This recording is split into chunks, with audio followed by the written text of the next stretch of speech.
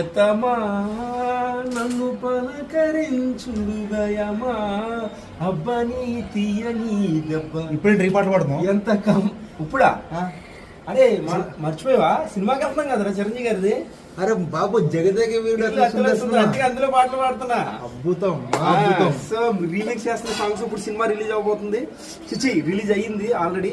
So ఈ రోజు సినిమాకి వెళ్తున్నాం. సూపర్ గా ఫుల్ ఎగ్జైట్మెంట్ ఉంది. నాకు 1 ఫీవర్ ఉంది. అయినా సరే చిరంజీవి గారి సినిమా కోసం, చిరంజీవి అన్న కోసం దేవి థియేటర్లో వెళ్ళబోతున్నాం. ఎక్స్ట్రాడినరీగా ఉంటుంది. ఇప్పుడు నా ఫ్రెండ్ రవి మాట్లాడతాడు, హారిక మాట్లాడతాడు.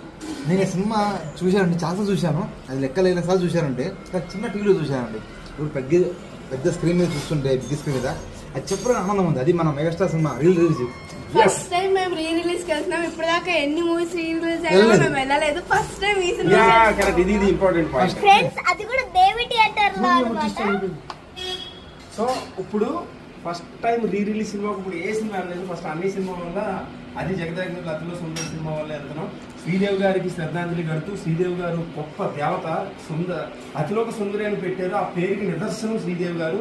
ఎందుకంటే ఆమె నిజంగా భూలోకానికి దిగి వచ్చిన, ఇంద్రలోకం నుంచి దిగి వచ్చిన దేవతలా ఉంటుంది కాబట్టి. ఓకే, థియేటర్ దగ్గర వెళ్తాం మరి.